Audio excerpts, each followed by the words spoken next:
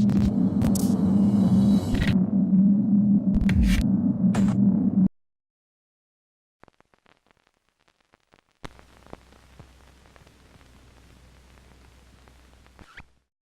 name is Neves Lenz. I'm a writer, director, producer of indie films.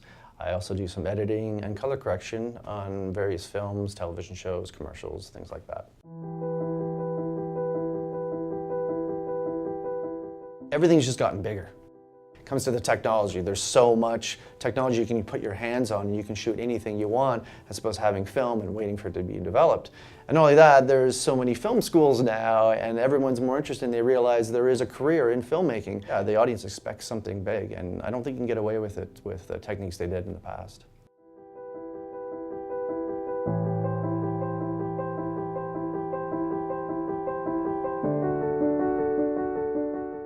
It's in waves. Everything in life is in waves. I mean, we've gone through waves where horror movies come in and out, westerns come in and out. Growing up, huge fan of Spielberg and Lucas. Films like Star Wars, Indiana Jones, Zemeckis with Back to the Future. Big fan. Actually, probably, in my mind, one of the most perfect films made is Back to the Future. I mean, every shot, every edit, everything that's done in the film has a reason to exist. It propels the story. And yeah, really enjoyed that, and that inspired me. When you go to see a film and you come out of it and you're excited about film, then I want to make a film as well, and I want to get other people excited to enjoy the film. So yeah, those films definitely had a lot of influence on me.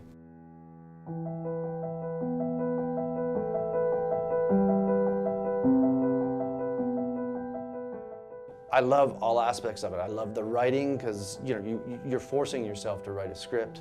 I love the directing. You're on set dealing with a lot of people, like the actors and the crew, and trying to make something where possibly you have magic or you don't, and you have to make magic out of nothing. It used to be a bad sign if you saw more than one writer on a film, because you're like, okay, that writer couldn't get through it, they brought another one in, and they worked together. Now you've got two people, two different ideas, it may not work out.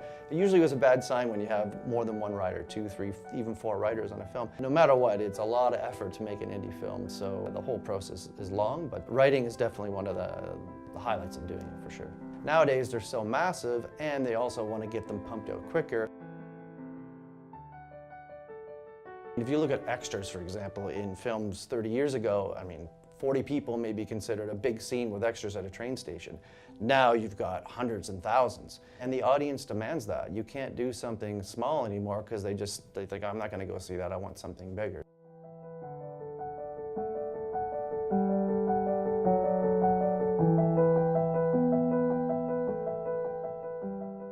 At the end of the day, with studios, I mean, it's always going to be about money. I mean, they're not going to invest in something that's going to lose money, because then they're not going to exist anymore. So they have to look at that. That's an unfortunate thing, but that's life. I mean, business, film, and life, it all goes together, right? So on a creative side, on a no-budget side, just think of how creative you can be when you have to do a shot and you have no money. Oh, I've got to do a dolly shot, but I don't have a dolly. Well, how can we do this? Well, does anybody own a wheelchair? Does anybody own a cart?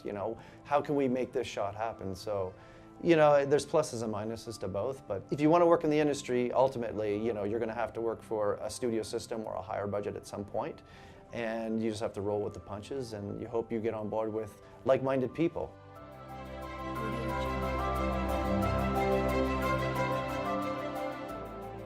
Look at Christopher Nolan's Memento. It's such a weird movie to try and pitch, and then to make it and show it, and people love it. So there's always going to be original stuff out there. You just have to seek it. Actually, if you want to see original stuff, then you don't want to talk about the studios. You want to hit the film festivals, and see what young filmmakers are making, and see what could be the next generation of filmmakers. I have a message on my phone. And when as an independent filmmaker, I'm constantly having to just make the film happen, and that's a lot of sacrifices. I need a location. I need a bowling alley, for example. I don't know anybody that owns a bowling alley. I have to phone over a bowling alley. I have to figure this out. Who are you? What do you want? Slam, slam, slam with the phone. No, it's all no's. You'll get that one yes at one point. Every time I hang the phone up, I have a message on my phone that says, never give up. And it reminds me, like, if I give up, I'm not going to make this film, and that's what I want to do.